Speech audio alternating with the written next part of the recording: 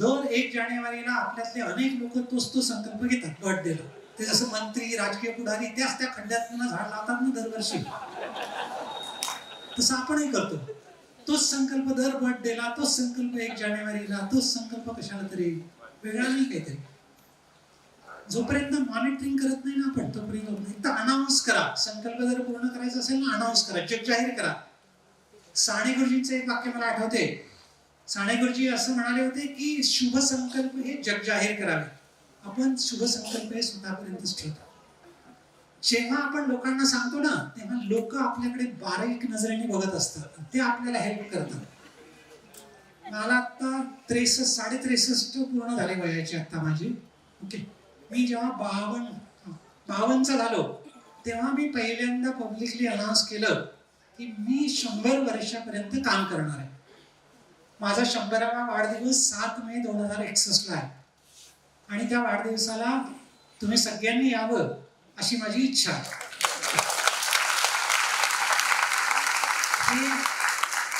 आणि दरवर्षी 7 मेला 52व्या वर्षापासून मी माझ्या वाढदिवसाची जगाला आठवण करून देतो आणि मलाही आठवण करून देतो स्वतःला की मला 100 पर्यंत जायचंय आणि म्हातारं न होता जायचंय, तोपर्यंत काम करायचंय. आणि मग हे मी जेव्हा आठवण करून देतो ना, आणि मी नेहमी आहार आणि या सगळ्यांवरती बोलत असतो, त्यामुळे जिकडेही जातो मी तिकडे सगळे लोक मोठी दुर्बीण लावून माझ्या ताटात काय दिसते बा हे पाहत राहतात. हे लग्नाला जावं, रिसेप्शनला जावं, आणखीन काही हो. ओके, बार काही नाही बिलकुल अगदी. आपल्याला तर मारे सांगून राहिला, हा काय खाऊन राहिला. आता एक गमतीचा प्रसंग, माझा भाचा आहे, भाची आहे, तिच्या मुलीचा वाढदिवस होता. मेकरला आलो होतो आम्ही सगळे आणि माझी सगळी भाची कंपनी बच्चा पार्टी सगळी होती. जेवणानंतर कुल्फ्या होत्या. मग मी एक कुल्फी घेतली, दुसरी घेतली, तिसरी, 4-5 कुल्फ्या खाल्ल्या. म्हणजे आज खाऊनच घेऊ. माझी सगळी भाची कंपनी मोबाईलने मामा थांब म्हणे, व्हायरलच करतो म्हणे क्लिप घ्या. म्हटलं करा ना, जरूर करा. म्हटलं माझं काही खाण्याबद्दल मनाई नाहीये, प्रश्न आहे की ती ताकद मिळवा पचवायची. माझ्यात ती ताकद आहे म्हणून मी खाऊ शकतो, आनंद तरी घेऊ शकतो. तुम्हाला जर डायबिटीज असेल तर तुम्ही कुल्फी खाल, एकीकडे भीती राहील की आता ग्लुकोमीटर काय दाखवते उद्या सकाळी. तर कुल्फीचाही आनंद नाही आणि शुगर तर गेलंच कामातून. आनंदाने करता आल्या पाहिजे. वन सवाईल इट इज ओके, काहीच अडचण नाही हे सगळं करायला. त्यामुळे मध्यम मार्ग, टोकाला जायची गरज नाहीये, कुठल्याच टोकाला जायची. लोकांना मोठी भीती वाटते. माझ्याकडे कोणाच्याही घरी गेलो तर मी बराच फिरत असतो. आता कोविड नंतर थोडंसं कमी झालं, ऑनलाईनमुळे आणखी कमी झालं. अदरवाईज नाही तर मी जिथे कुठे जातो तिथे लोकांना, यजमानाला मोठा प्रश्न असतो की यांना काय खायला चालते. आणि बहुतेक मी ज्या गोष्टी सांगतो ना त्यांना खायला पाहिजे, त्या सगळे प्रयोग ते माझ्यावरती करतात. पण तुम्हाला बिना तेलाची भाजी, तुम्हाला मग स्वीट चालतच नसणार, मग तुम्हाला तळलेलं चालतच नसणार. मग मला सांगावं लागते की मी जे सांगतो हे तुमच्यासाठी आहे, मला नाही लागू सगळ्या गोष्टी. एकदा दीपनगरला मी गेलो होतो, तिथले चीफ इंजिनियर त्यांच्याकडे नाश्त्याला गेलो. त्या बाई एवढ्या परेशान, त्यांच्या मिसेस, काय सांगू नाश्त्याला यांच्यासाठी. भीत त्यांनी पेढा आणला. कसं द्यावा बा पेढा, कालच यांनी भाषण दिलं. मी सांगितलं घाबरू नका, हे तुम्हाला नाही खायचंय पण मला चालते, मी खाऊ शकतो. माझ्यासारखं बना आणि तुम्ही पण खा ना कधीतरी, अडचण नाही काही त्याला. आपलं उलट असतं, आपल्याला जे सांगितलं जाते ना आपण म्हणतो दुसऱ्यांनी केलं पाहिजे, आपण नाही. तो प्रॉब्लेम येतो. मनाचा पाठ इथे महत्वाचा. मनावरती नियंत्रण आपल्याला ठेवता आलं पाहिजे आणि हे सगळ्यांचं मोड आहे. ओके, ओव्हरऑल माइंडफुलनेस, ओके, अतिशय महत्वाचा कन्सेप्ट आहे आता सगळ्या जगात आलेला. एक पुस्तक आहे हाऊ टू इट, छोटंसं 100 पानांचं पुस्तक, शोधा आणि मिळवा. एक बुद्धिस्ट मॉन्क आहे, पॅरिसमध्ये राहिलेले, ते नोबेलसाठी 2 वेळा नॉमिनेट झाले. आता ते वारले जस्ट 2-3 वर्षापूर्वी. He suppose to be the father of modern mindfulness. Mindfulness हा कन्सेप्ट जगातल्या ऑलमोस्ट सगळ्या जीवनाच्या सेक्टरमध्ये आला. प्रॉफिट मेकिंग सेक्टरमध्ये पण अतिशय महत्वाचं मानलं जाते माइंडफुलनेस. माइंडफुलनेस म्हणजे तुम्ही जे करताय त्याच्यात 100% डोकं टाकणं. आता मी बोलतोय ना, 100% मी इथेच पाहिजे, तुम्ही ऐकताय तर 100% इथे असले पाहिजे. नाहीतर आपल्या डोक्यात तिकडे काय असेल, तिकडे काय असेल, असं चालू असते सगळं. सो लिव्हिंग इन नाव जे परत योगाचं मूळ आहे, सूत्र आहे. सगळ्या स्ट्रेस मॅनेजमेंटचं एकच सूत्र आहे, वर्तमानात जगायला शिकणे.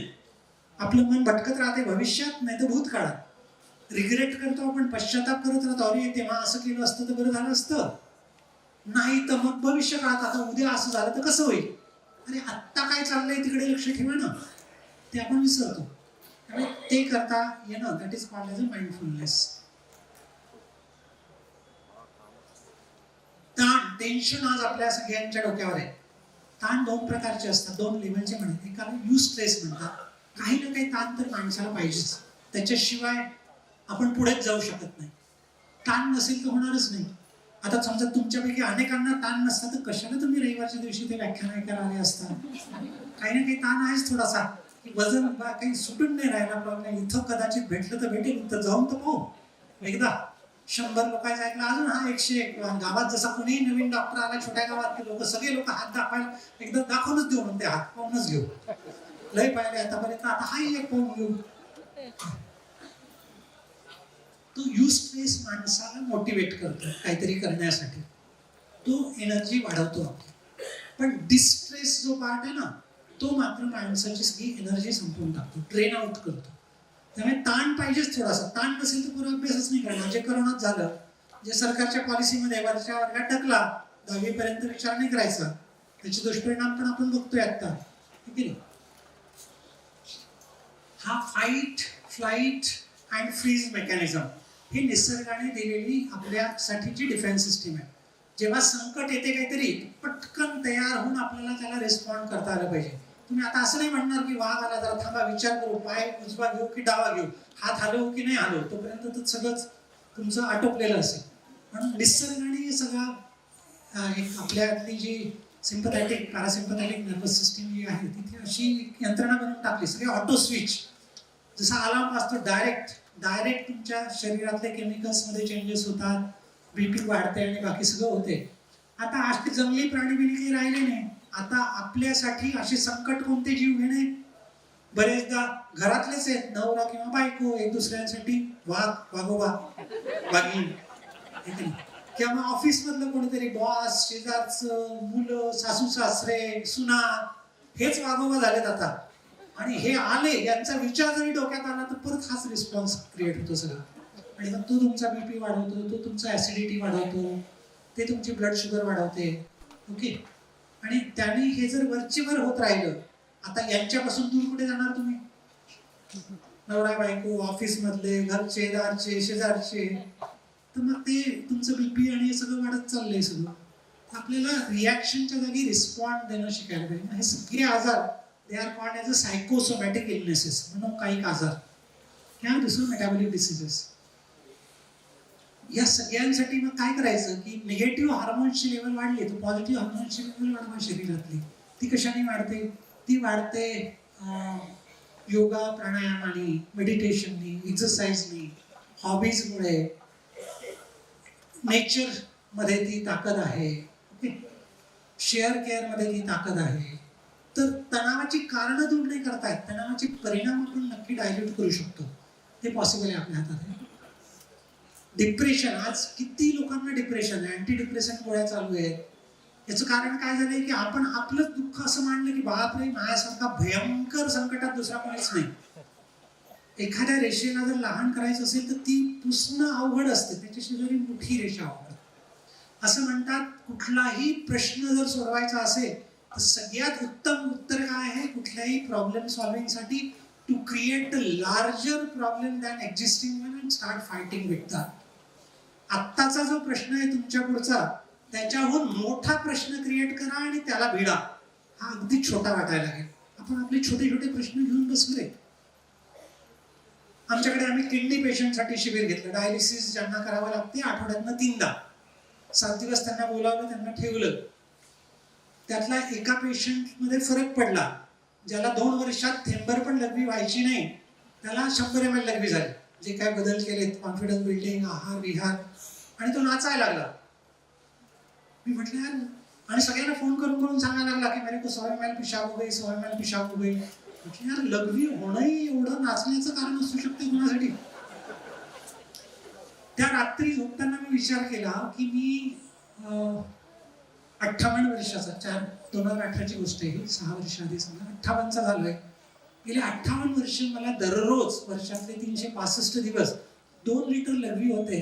कधीतरी मी नाचलो का आनंदाने त्यासाठी? नेव्हर. त्या दिवशीपासून मी त्याला गुरु बनवलं माझं. ही बिकेम माय गुरु.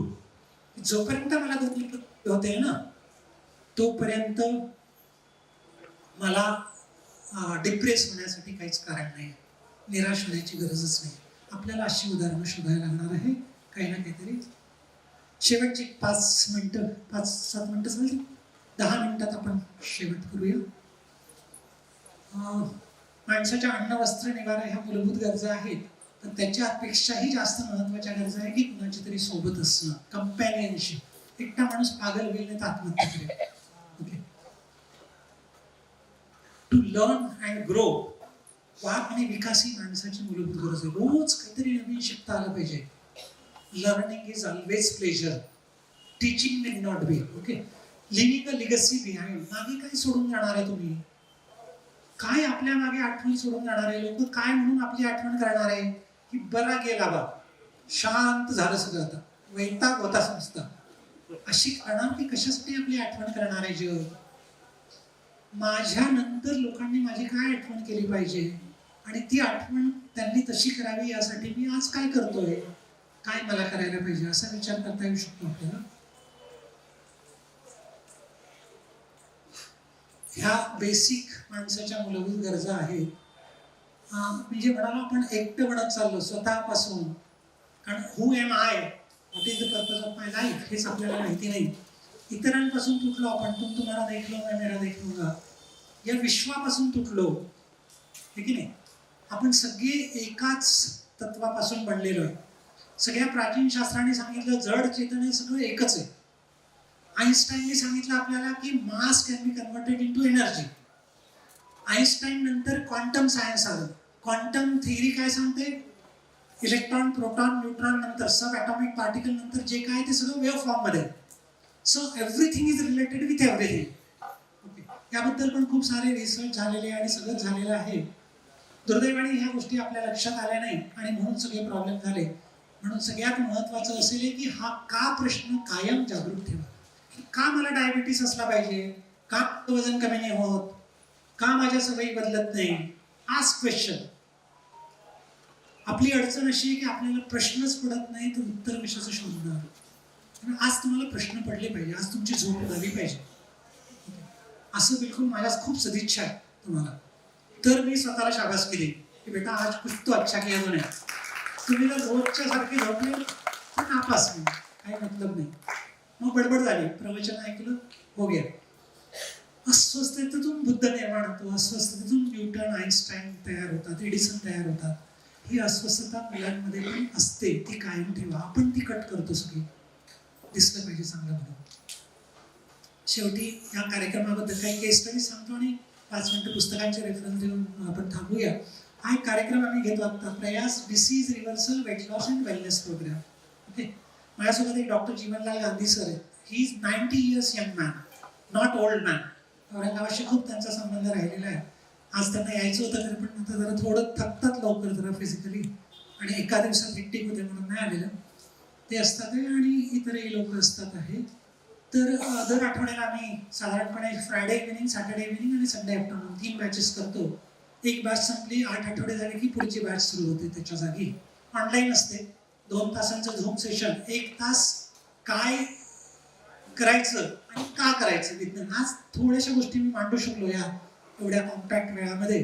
तिथे थोडं विस्तारात असते. प्रत्येकजण रिपोर्ट करतो दर आठवड्याला काय फरक पडला ते. साधारणपणे 2 महिन्यात 5 ते 15 किलो वजन कमी होतात मिनिमम. 60% लोकांची मी सांगितलं जसं डायबिटीसची, ब्लड प्रेशरची औषधं कमी होतात, थायरॉइडचे TSH लेवलमध्ये बदल होतात, ते कमी करता येतात. ओके. ऑटो इम्युन डिसऑर्डर जे आहेत, अस्थमा आहे, रुमॅटॉइड आर्थरायटिस आहे, अँकिलोजिंग स्पॉन्डिलायटिस आहे, याच्यामध्ये फरक पडतो. आयटिस शब्द जिथे लागतो, सगळे इन्फ्लेमेटरी कंडिशन्स, त्यामध्ये फरक पडतो बऱ्यापैकी. आणि याची खासियत आहे की असं वेगवेगळं आम्हाला प्लॅन नाही द्यावं लागत लोकांना. किंवा थायरॉइडसाठी वेगळं काहीतरी करा, वजन कमी करायला आणखीन करा, शुगरसाठी वेगळं करा. कारण रूट कॉजेस या सगळ्या आजारांचे एकच आहेत. ते ठीक झाले की सगळे आजार बरे व्हायला लागतात. ऍसिडिटी, मायग्रेन हे कसे गायब होतात कळत पण नाही. आमच्याकडे 60% ह्या लेडी पार्टिसिपंट आहेत. त्यातल्या बहुतेकींना त्यांच्या मैत्रिणी विचारतात कि आजकल कौन सी ब्यूटी पार्लर में जा रही हो, तुम्हारे चेहरे के ऊपर तो ग्लो आ गया. कॉम्प्लेक्शन बदलते, डार्क सर्कल जातात आणि हे सगळं न सांगता होतं. आपण